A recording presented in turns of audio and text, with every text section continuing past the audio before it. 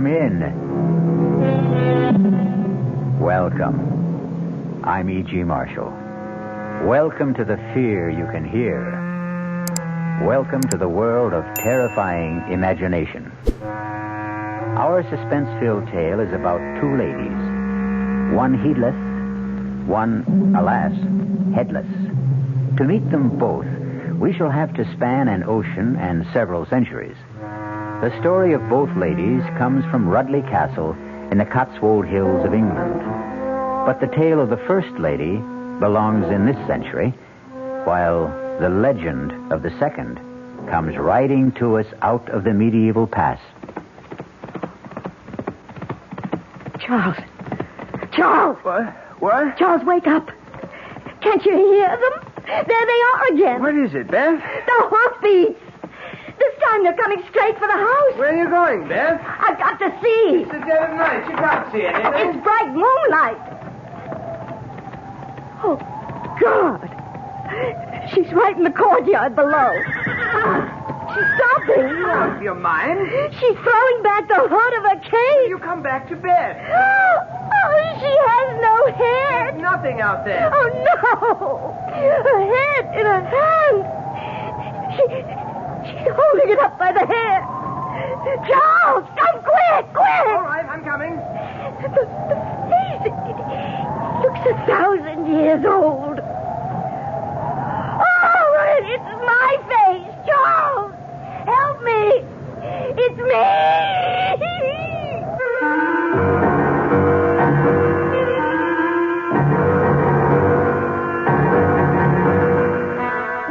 Our mystery drama, A Lady Never Loses Her Head, was written especially for the Mystery Theater by Ian Martin and stars Kim Hunter.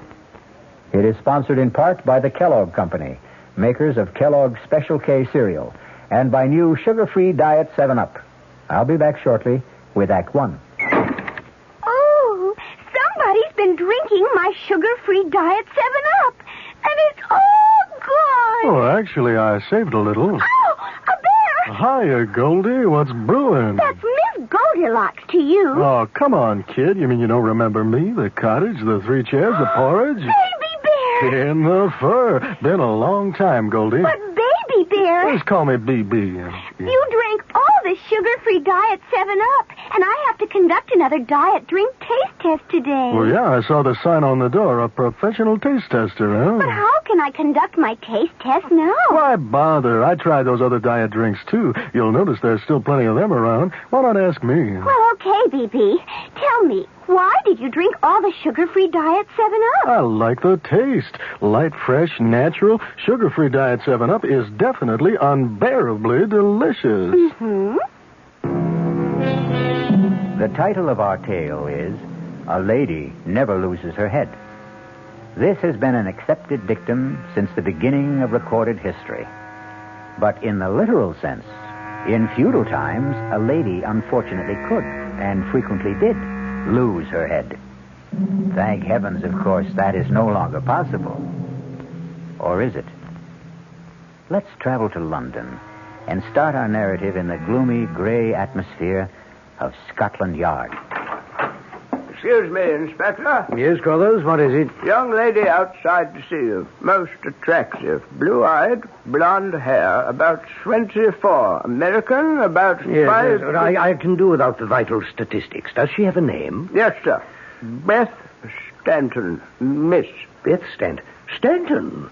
My old friend Biff's daughter. Well, don't just stand there, man. Bring her in. Right this way, Miss Stanton. Thank you, Sergeant. My dear girl, you are Biff Stanton's daughter, of course. Of course. Oh, how nice to meet you. Come in. Dear me, this is a pleasure. Oh, do sit down. Oh, thank you, Inspector Finchley. Tell me, what are you doing in England? Well, first, before anything, following Dad's orders and coming to see you. Also, I brought you something from him. Really? I should have brought it earlier or sent it, but well, after he died, I was a mess. For so long, it had just been the two of us. It took me a year to paste myself back together again. I wish I could have helped. At the very least, I should have come over for the funeral. Oh, there was none. Dad wouldn't have wanted that. I can imagine. Anyway, he wanted you to have this.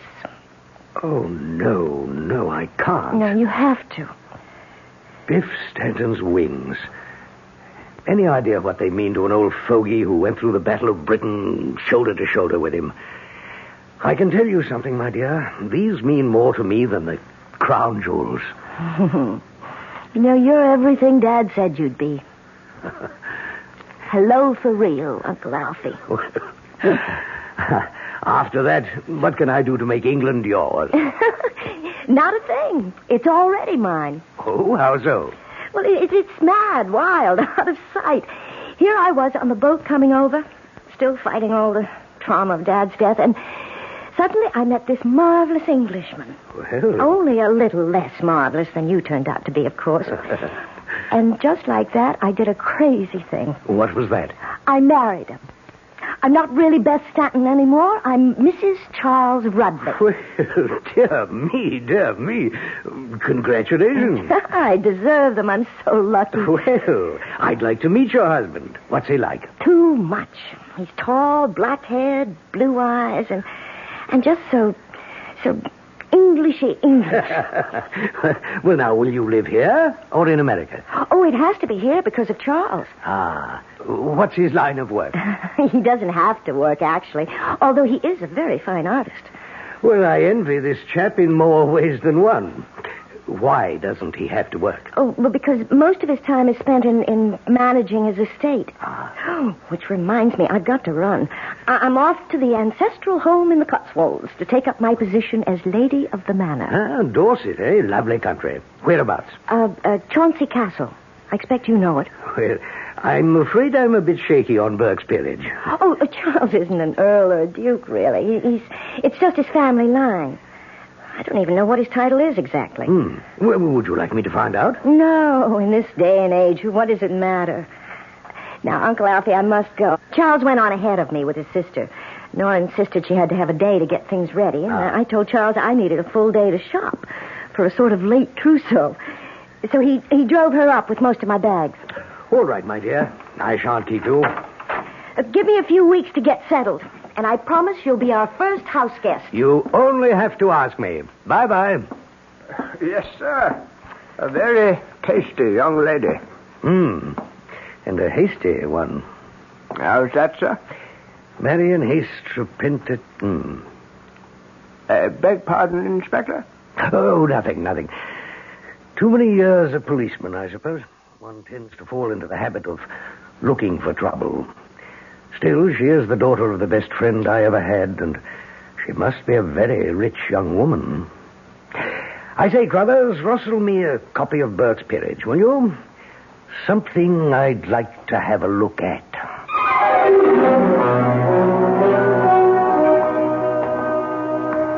So, milady, how do you like your castle? Oh, Charles, it's something else.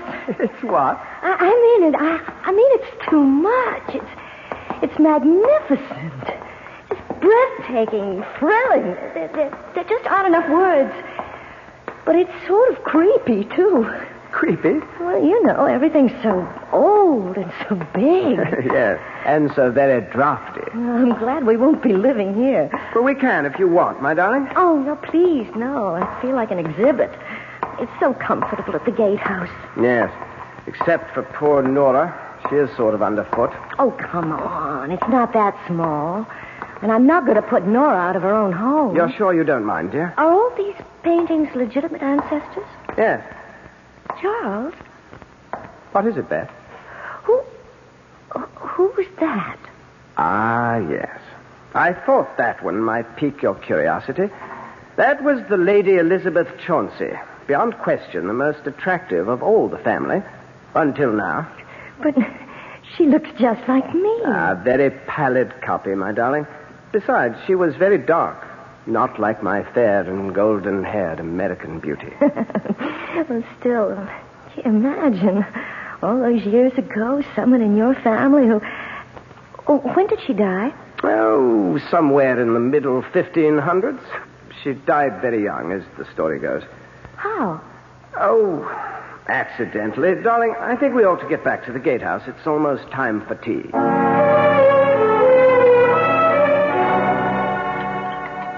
Do you have milk in your tea, Beth? No, thanks. Oh. Well, how did you like the castle? Oh, it's great.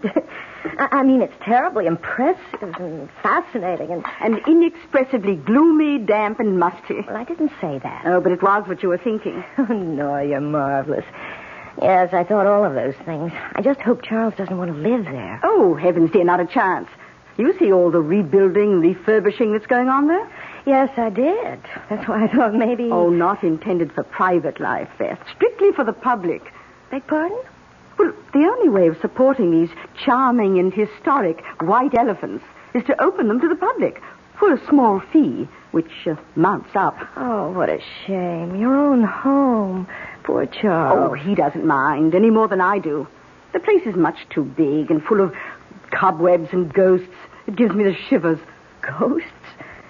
You mean real ones that actually haunt? Well, if you want to believe in such things... Oh, the usual clanking of armor and dragging of chains. Except, of course, for the Lady Elizabeth. The one whose portrait I saw today? Oh, I'm not sure if I know you did. We've had a great many Elizabeths. Well, the very young one. The one who looked like me. Oh, that would be she. Yes, you do favor her. You know, Charles was so funny about her. I mean, he didn't seem to want to talk about how she died. Jolly right, I should think. Gruesome, silly story. Well, she was married to one of the first Earls of Chauncey. A man quite literally, believe it or not, old enough to be her grandparent. And so, quite naturally, she fell in love with one of the young bloods who traipsed around in the retinue. Oh, what was his name? Oh, heavens, dear, I haven't the foggiest. No one remembers him. At all events... Sex being just as urgent in those days, if not quite so publicized, the two of them were caught cavorting in flagrante delicto, I think is the polite Latin phrase. And the elderly Earl was quite put out about it. So much so that he had the poor little thing beheaded. Oh. Violent times, you know, violent measures. Even that wasn't quite enough for him. What do you mean? What else could he do to her? Well, it gets a bit bloody, dear. Maybe we'd better just... No, I want to know. Well, I'm afraid he had the head impaled on a pike and left to wither on the battlements. The body, of course, was interred. Oh, my God. Oh, nasty types they were in those days. How old was she? Oh, see, I think I remember. Oh, yes, 24. Just my age. So young to die and be buried forever. Well, the legend is, of course, that she hasn't been. Our parlor legend. You mean she haunts? Oh, rather. She was quite a horsewoman, history tells us. And any night, but particularly when the moon is full, she rides the grounds, searching for her lost head. She's quite famous locally. I must admit, when the wind's from the west, I sometimes swear myself I can hear the hoofbeats.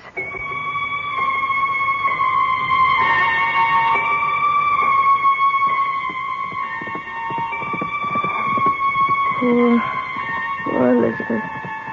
Poor... No. What's that?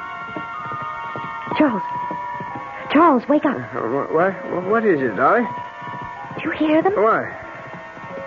Somebody riding a horse. It's 2:30 in the morning. But can't you hear them? You don't suppose Elizabeth... Oh, that stupid legend. I'm really quite furious at Nora. Oh, no, don't be, please. I expect I'm the stupid one.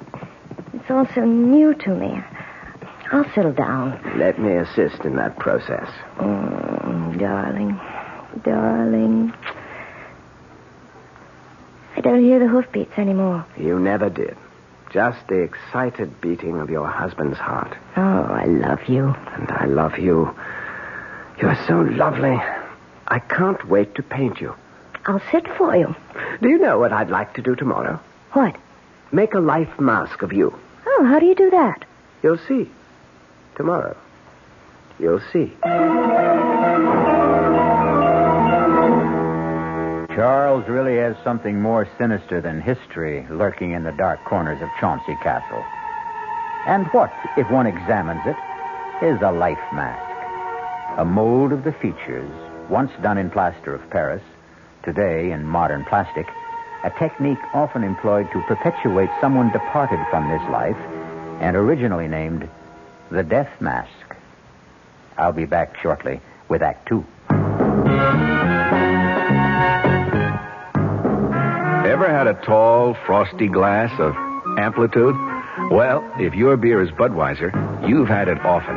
Amplitude is a fancy word for the entire taste phenomenon, the total experience of flavor. Next time you take a healthy swallow of Bud, watch what happens. Think about the sensations you're experiencing. Notice how the flavor of Bud comes on nice and easy. Not too strong, not too quick, just right. Notice the clean, crisp togetherness of Bud's taste. Everything in perfect balance, with no single element jumping out at you. And there'll be no aftertaste either, no hanging on. And you'll be refreshed and ready for another glassful. Actually, Bud drinkers have been experiencing Amplitude for years, but they never phrase it that way. They just say Budweiser, and that says it all. Anheuser-Busch, St. Louis. Hey, Mom, what's for dinner? Hey, Mom, what you got? It's time to get ready for the great outdoors, and your ShopRite supermarket has everything you'll need for cookout dinners and fun in the sun. And for this week's dinners, ShopRite is featuring whole grade A frying chickens just 37 cents a pound. Roasting chickens up to 4 pounds, 47 cents a pound. Choice beef rib steaks $1.19 a pound. ShopRite Franks 89 cents a pound.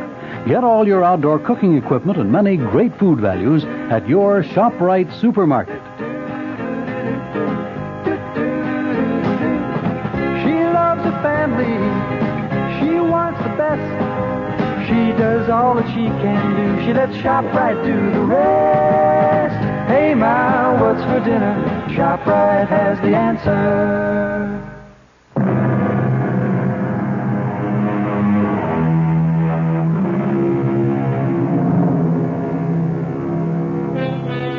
Have you ever had a mask made of your face? It's a quite terrifying experience. The material is laid on like shaving soap or a mud bath, and you lie there while it hardens and sets. In the last moments, there is an excess of heat and a feeling as if you will be buried forever in concrete or stone. You can breathe, but the shut-in feeling, the claustrophobia, suggests you can't. That maybe whoever it is making the mask wants to kill you, smother you, like Beth, wordless, speechless, helpless at this moment. Hand me the straws, Nora. Here you are. Oh, what a really dreadful thing to do to the child. Now, don't try to talk, dearest. The plastic is just beginning to set. It won't be much longer. I'm going to have to cover your mouth now, so I'll put these straws in your nose, and you'll be able to breathe. Now, the thing is not to get panicky. Oh, the whole thing is perfectly barbarous. Shut up, Nora. There's not a thing in the world to worry about, Beth. It just sort of draws, and there's a feeling that it's clamping down. But it's soon over. Trust me, darling. Please don't worry about a thing.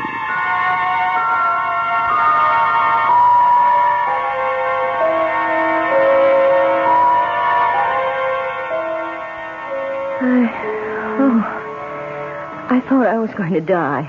I've got the most beautiful mold of your face. You'll see it was worth it. Oh, honestly, darling, I was scared. I'm like Elizabeth. I'm much too young to die. Will you forget her?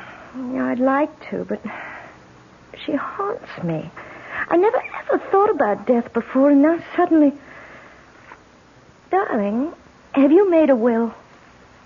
Good Lord, Beth. You are morbid. No, since you ask. Well, you should. Well, everyone should. Well, I expect you're quite right. I'm rather careless about money matters. I'll take care of it first thing in the morning. May I come with you? Why, if you want. But... I want to make one too, Charles. It's really quite important. Well, my dear, if you insist. See, I never told you, Charles, but I'm really worth an awful lot of money.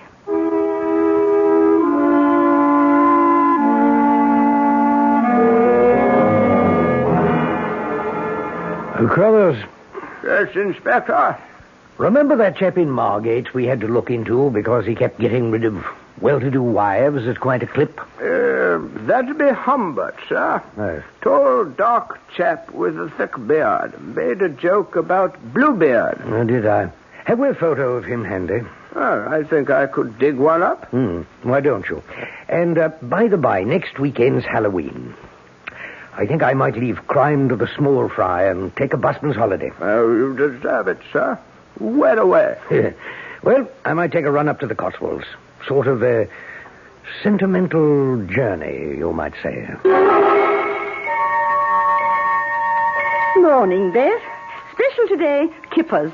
Oh, no, thank you. Not for me. Oh, out of sorts, dear. I didn't sleep so well. Just a little orange juice and coffee. Oh, absolutely. Well, anything wrong? Oh, no, not really. I guess maybe I ought to look out for those toddies of yours. Why, Beth, nothing but a little scotch, sugar, and lemon. I didn't mean I suspected the ingredients. It's just that maybe I can't handle quite so much whiskey. Oh, there was only a nip in there. Child, you do look a little wan. Should we have Dr. Yule in to have a glance at you, do you think? Oh, I can't need a doctor. I'm always so healthy. Oh, change of clime and all that, dear, and damp old England. Flu is always floating around. Why don't we just play safe? What do you think, Doctor? Oh, well, nothing serious, of course, but a high-strung young lady, you know. Well, sensitive, naturally, but high-strung. Well, you know Americans, very suggestible. What is this notion she has about somebody on horseback without a head? I beg your pardon? Some legend about a girl who looked like her centuries ago. I haven't the foggiest idea. Yeah. Well, for the moment, there's no real concern. I've left a sedative to be filled at the pharmacist with your sister. Convenient thing she happens to be an RN.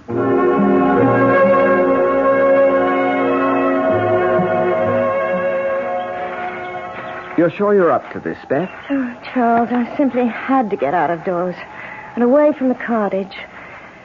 Let's just enjoy a walk into the castle and pretend it's all the beginning.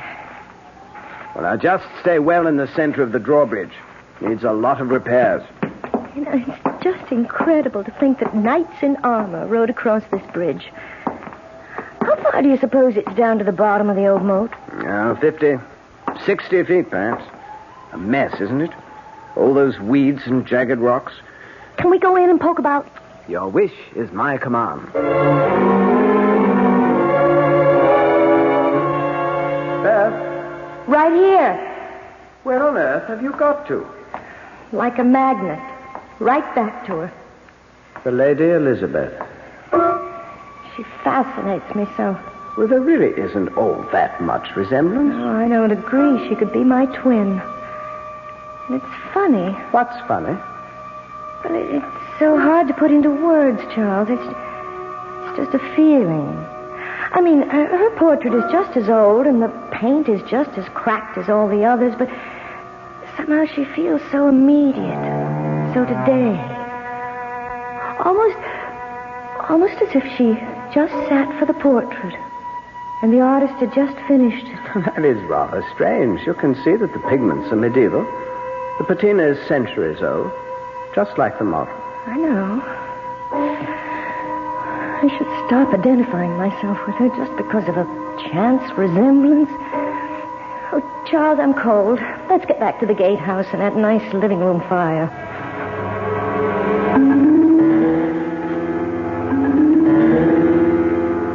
Oh, you do look a bit knocked about, Beth. Perhaps you ought to turn in a little early. I guess so.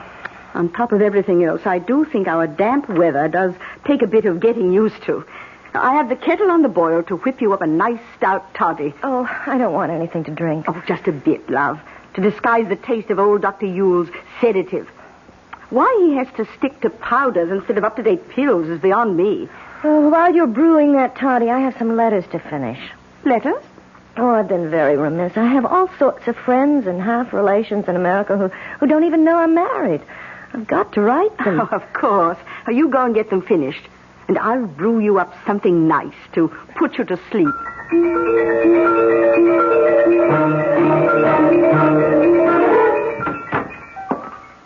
Here you are, darling. Nora's best. Plus Dr. Yule's guaranteed potion for a restful night. Thanks, Charles. Oh, I'm sorry to be such a bother. Hush. Get all your letters finished? Yes. I must mail them first thing tomorrow. Let me have them, darling. I have to run into the village to pick up the post. I'll send them off then. Okay. And by the by, I hate to bother you with this, but as long as you have pen in hand, want to look this over and sign it? What is it? That last will and testament that you insisted on making. Technically, I suppose I should have John and Nellie witness your signing, but I'm sure they'll take the will for the deed, if you'll excuse a complicated pun. Sign it later. Oh, yes, let's get it out of the way. I have enough morbid thoughts as it is. What morbid thoughts? There. I hope to God it never has to be executed. Amen. Now drink your toddy, and it will relax you. All you need is a good night's sleep. I'd give anything for that. If I could just stop dreaming about her, or hearing those hoofbeats. Charles. What, dear? You don't think I'm going crazy, losing my mind? Oh, now, come on. Drink up. And I'll hold you tight till you go to sleep. It's strong. But it does feel good. Charles, you're so good to me. How can I ever repay you? You will, darling. You will.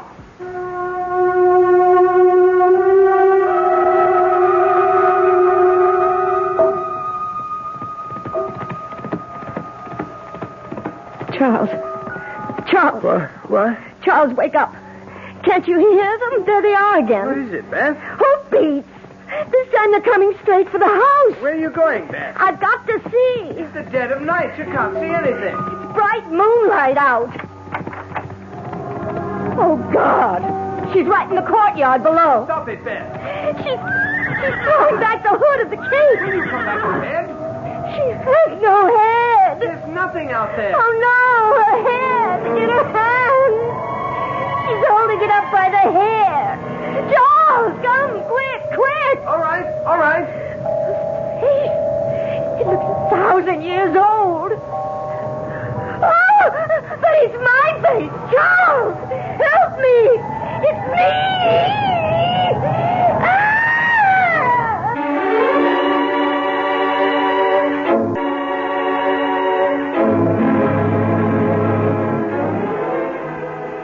More and more, the question narrows itself down to a very simple one. Which lady has lost her head completely? Elizabeth from the past, who will not stay at rest? Or Beth from the present, who seems bound to raise her from the grave? I'll be back with at least some of the answers when I return shortly with Act 3. And now another story of the ball and chain, as Kellogg's Special K presents Veronica and Jack. Oh, Jeffrey, isn't this romantic?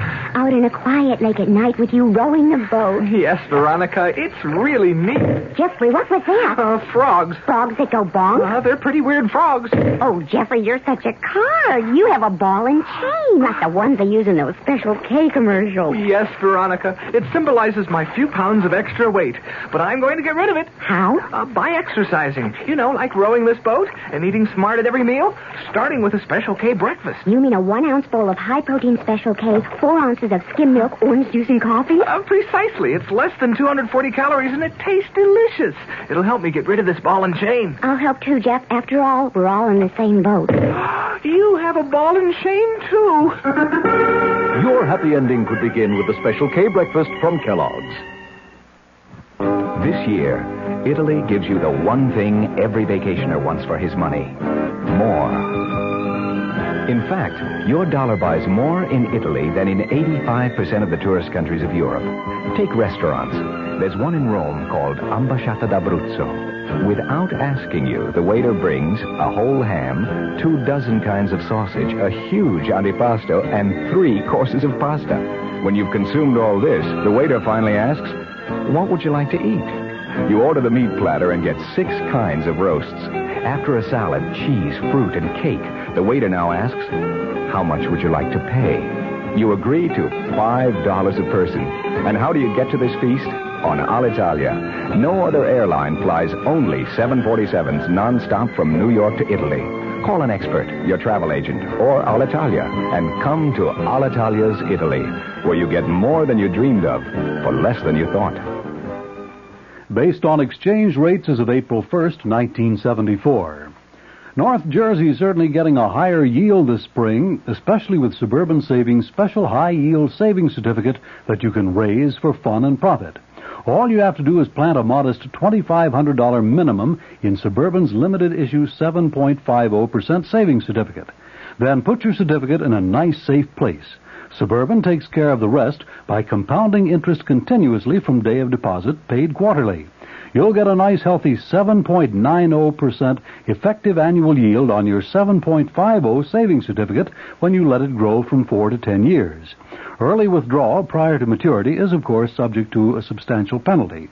So for a nice, healthy 7.90% annual effective yield, grow Suburban 7.50% savings certificate for fun and profit at any Suburban saving office in Bayonne, Edgewater, Elmwood Park, Emerson, Hackettstown, Morris Plains, Nutley, Paramus, and Sparta.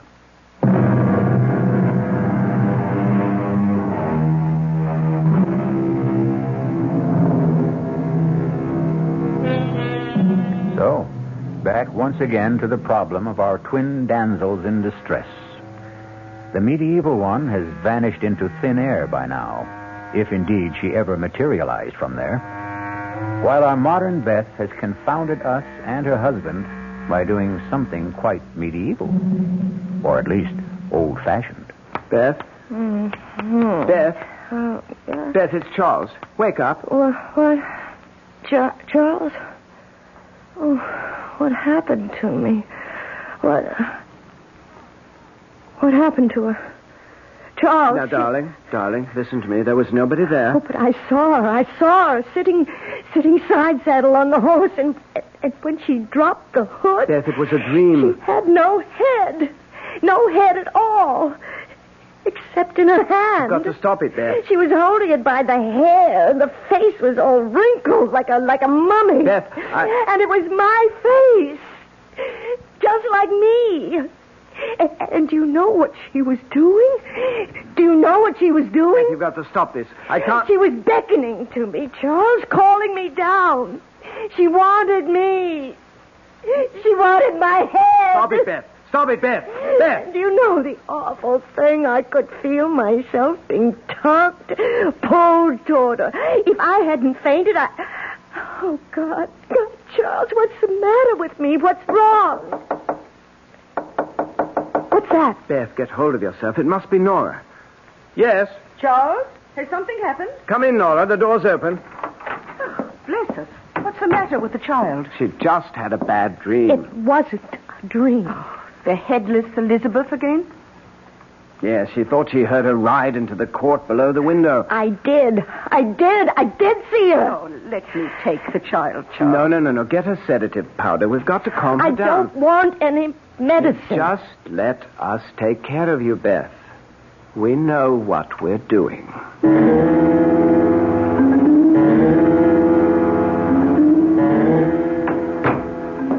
Well, I think we've got her under control now. I'm so sorry to rout you out so early in the morning, particularly on All Hallows Day. Oh, that's quite all right, Mr. Rudley. Quite all right. You'd never have gotten her calmed down without a shot from me. Oh, silly children and their Halloween pranks. I can't imagine how they got this far out of the village. Did you see this apparition that scared Mrs. Rudley so? Oh, good Lord, no. By the time I got to the window, the yard was bare. How the young'uns could have disappeared so far? Oh, I don't think this was any childish prank. What? No, it's something much more serious, I'm afraid. You don't mean sleepwalking? Oh, dear me, that too. I see. Now, you say she lost her father recently. Yes, a year ago. And they were very close. Yes, extraordinarily so, I would say. What is it, Doctor? You don't think... I'll tell you what I do think, Mr. Rudley, and I'm going to be very honest. In this case, your wife's problem is far beyond a country doctor like myself. I think she needs psychiatric help. Oh, no. For her own sake. If it weren't for the fact that your sister is a registered nurse, my recommendation would be to have her immediately hospitalized. Psychiatric diagnosis is still my recommendation. I believe it's vital to keep her from harming herself. Harming herself? How? Oh, I don't know that. But I do know that for whatever reason she is, well, in layman's terms, a nervous wreck. Hypertense, in spite of all the sedation I've been giving her.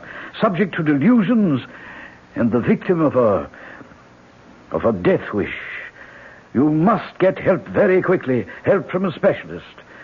And she should not be left alone for a moment. Well, that's quite a blow. I'm sorry, but even suicide is not out of the question. Good Lord. I wonder, could I talk to her now? Well, she may be a bit drowsy, but if she's not asleep, yes. Now, I'd like to suggest some doctors... Doctor, I want you to. I have to go into the village to pick up the post. Would you mind dropping me? We can talk on the way. Splendid. I'll only be a minute. I want to go back to Beth. Meet you at your car. Oh, it's you, Charles. Is she asleep? No, I'm awake. Charles? Yes, darling. Don't leave me. Stay with me. Don't leave me. Of course I won't leave you. You can't get rid of me. I've been very silly, haven't I? I can't quite remember. There's nothing to remember. What you need's a nice long sleep. And while you're having it, I'm going to the village for a few minutes, get the post, and a few things we need for dinner. And the post? Mail? Oh, yes, don't forget to mail my letters. I should say not. Have them right here in my pocket. You won't be long. No, not over an hour. And Nora will be right here with you every moment I'm gone. Beth, dear, don't you worry. Charles and I know just how to take care of you.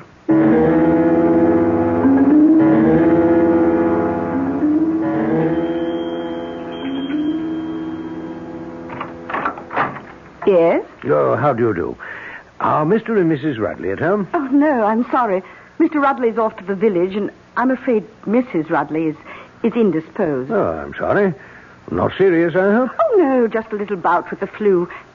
May I say who was calling? Oh, yes, of course. Alfred Finchley. Oh, well, are you a friend of Mrs. Rudley's? No, not really. Old army chum of her father's. Oh. Just happened to be driving by, and I'd heard she'd been married, and I wanted to, well, you know, pay my respects. Oh, well, I know Beth will be so sorry not to have seen you. I'm her sister-in-law, by the way. How'd you do? Perhaps later this afternoon, if there was some place she could call you. Oh, no. I'm driving back to London.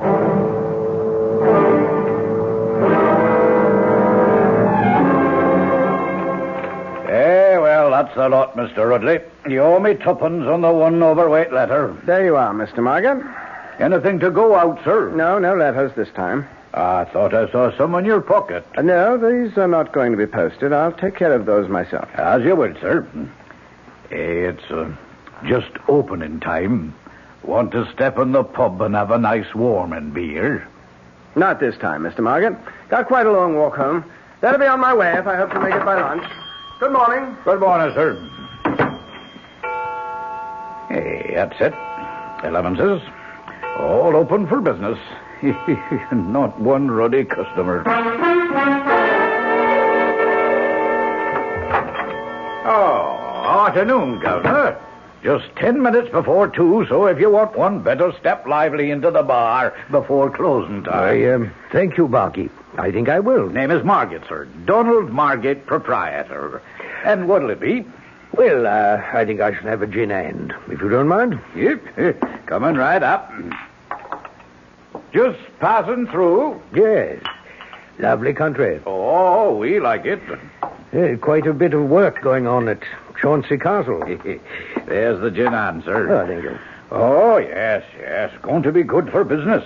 Oh, so? Going to open it to the public, the family is. Make a tourist attraction. Ah, well, I thought it was because the present incumbent had got married. Present incumbent? Oh, you mean the doddery old Duke? Oh, no. I meant young Mr. Rudley. Oh, him? Why, Lord bless your soul, he's not family, sir. Oh, really? No, he's just renting. Lease is almost up, I think. Rudley, I think I once knew. What's he look like? You should have been here when I opened. You could have seen for yourself. Tall, dark chap he is. Yes, he wouldn't by any chance be this chap in this picture, huh? Well, no, that'd be hard to tell.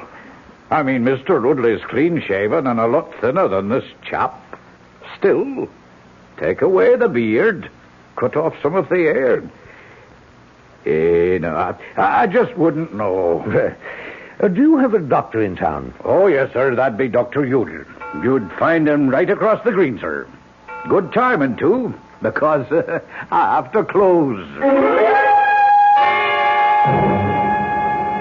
Timing couldn't be worse, Nora. She never mentioned she knew anyone in England. Oh, I don't think we have to worry.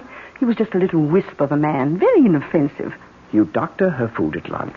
Get another of your special toddies into her before she goes to bed. We'll do it tonight. Well, it seems a bit soon. A lot faster than usual.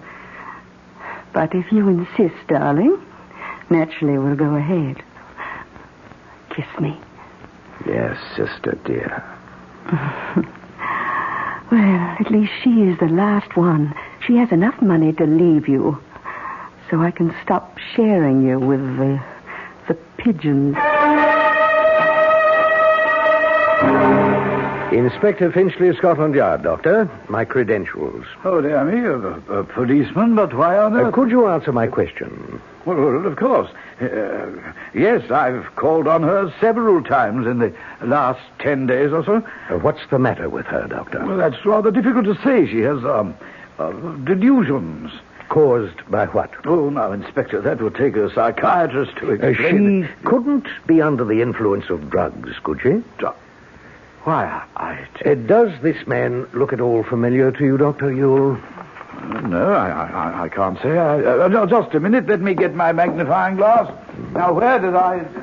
Oh, yes, here it is. Yes. Oh, yes, by George. Partly the facial structure, of course, but this is what did it. You see that old scar there bisecting the left eyebrow, more or less? Yes. Something a doctor would notice because it wasn't a very good job of suturing. Yes, I think I could swear. Shave off the mustache, the beard, and the sideburns. And by George, you'd have Charles Rudley. Or George Humbert.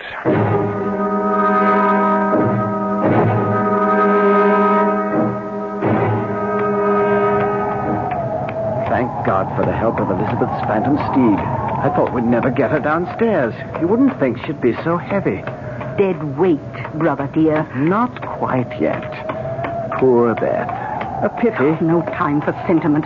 She's worth a lot more to us, dead. Now help me get her off the horse and then get him back to the stable and call the doctor. After you throw her over into the moat, you'd better make very sure she's dead. I'll make sure. All right. I'll get her off the horse. Stand still, Rudley. Just hold it right there. What? I've got you covered. This is the police. Don't move. Oh, you fool. Well, they're not going to get me. It's too late. Get out of my way. Watch it. Don't shoot after the horse. We don't want to harm the girl.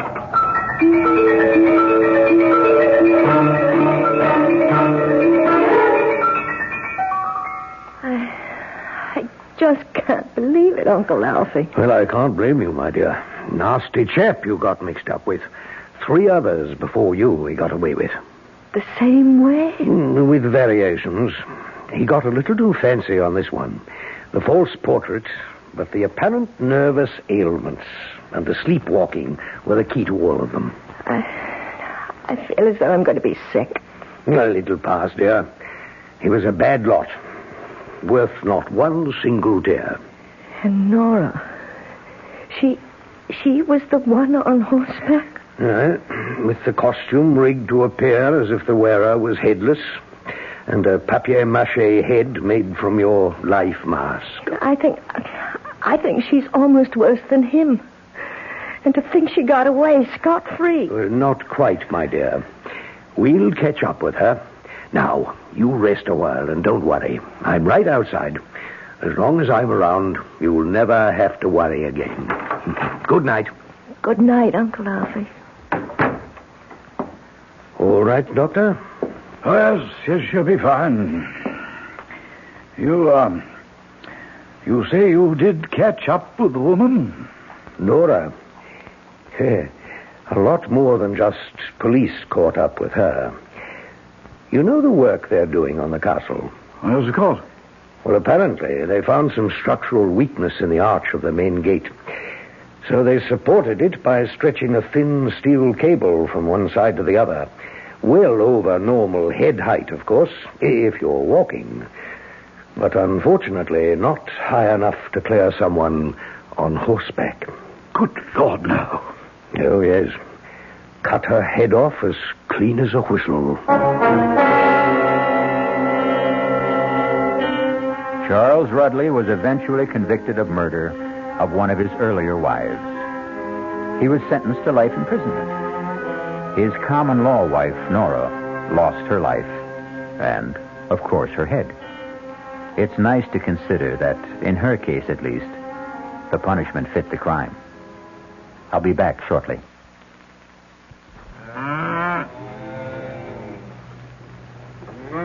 Well, good evening, Mystery Theater fans. This is Gene Shepard, and we're sitting here having a very friendly roundtable discussion with many of our listeners who gather nightly here at the 710 spot on the dial.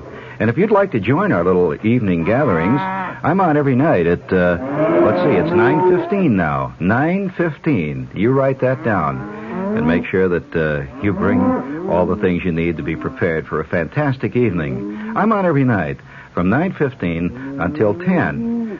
Join our little group some night. We sit around and discuss the world and enjoy life and walk around in the weeds and just be people. 9:15 on WOR. From the WR newsroom, the winner of the 100th running of the Kentucky Derby, Cannonade. Details upcoming in the news at 6 with Roger Skibinis. An invitation. This is Peter Roberts. Join us Sunday morning, 8:15 to 10 here on WOR for Rambling with Roberts. 2 hours of music, specially selected for Sunday morning listening pleasure, along with, bits of weather information, news headlines, bits of trivia, such as the fact that a man from Onowa, Iowa, received a patent for what he called Eskimo pie, which was ice cream coated with chocolate. It all happened in 1922. It may not seem like very much in the way of history, but it does take place, these little bits of trivia and information, on Rambling with Roberts. So, of a Sunday morning, make a note. 8:15 to 10, right here at 710 on your dial, come Rambling with Roberts. You don't have to give us an RSVP, just be on hand. Thank you.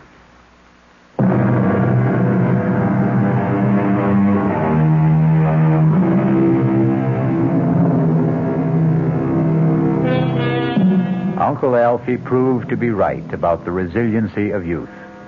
It took a couple of years, but eventually Beth settled down and is happily married to a psychiatrist in Duluth.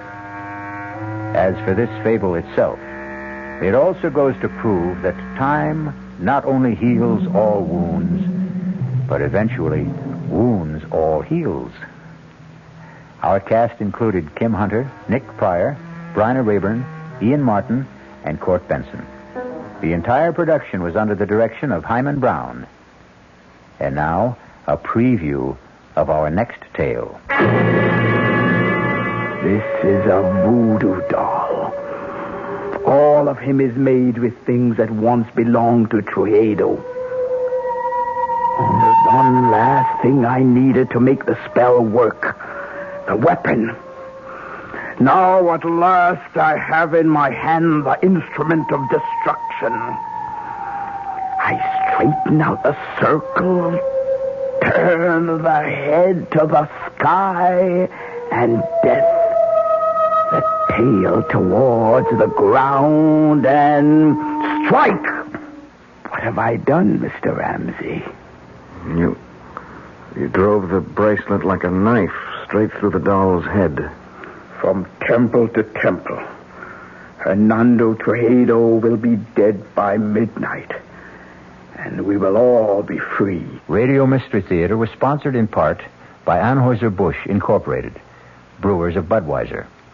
This is E.G. Marshall inviting you to return to our Mystery Theater for another adventure in the macabre. Until next time, pleasant dreams.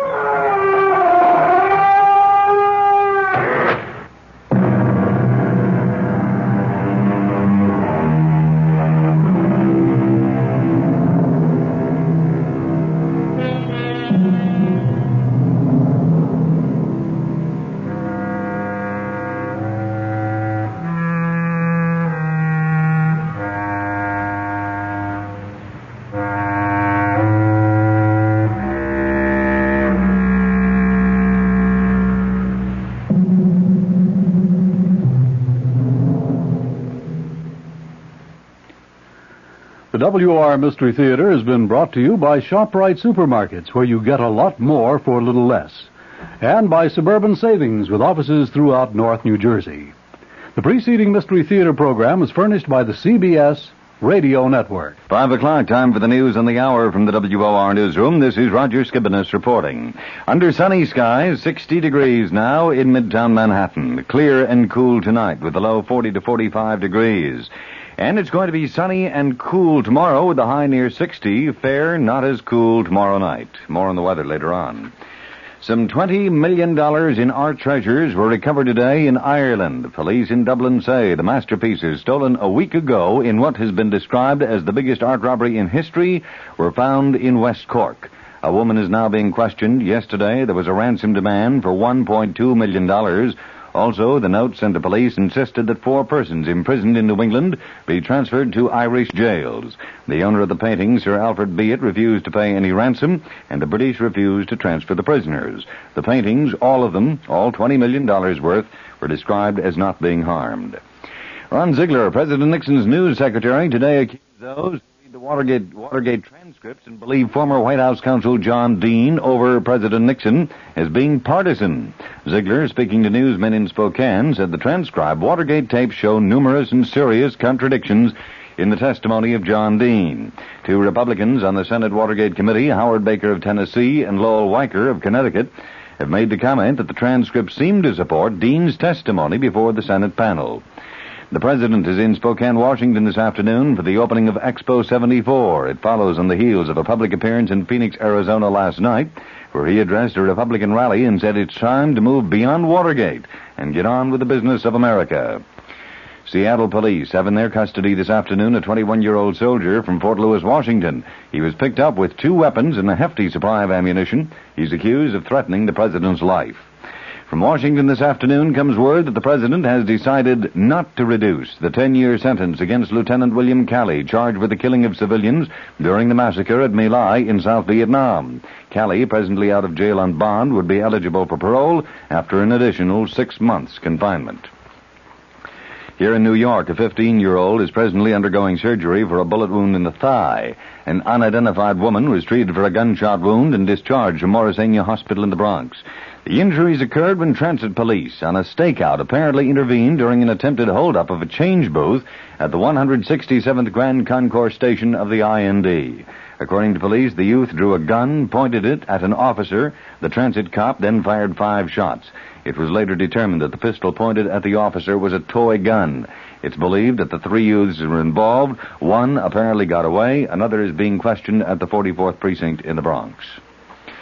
A citywide search is on at this hour by police in an effort to recapture 2 men who managed to escape from the Brooklyn House of Detention last night.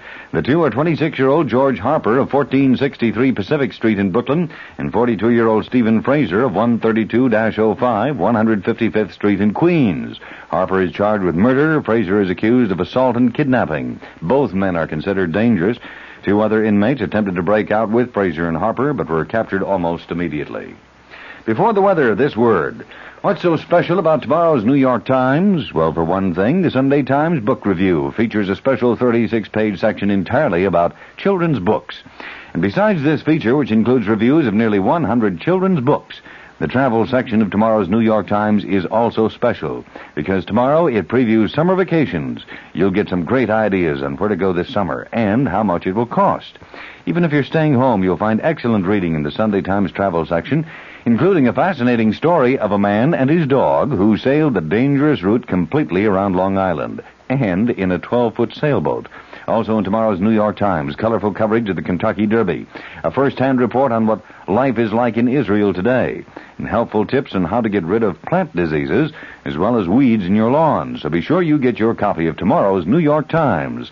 And for information on home delivery of the Times, just call MU7-0700. That's area code 212, then dial MU7-0700. The New York Times. The WOR Weather Watch update, clear and cool tonight with a low 40 to 45 degrees. Tomorrow sunny and cool, the high tomorrow near 60 degrees. And tomorrow night the low near 50. Monday increasing cloudiness.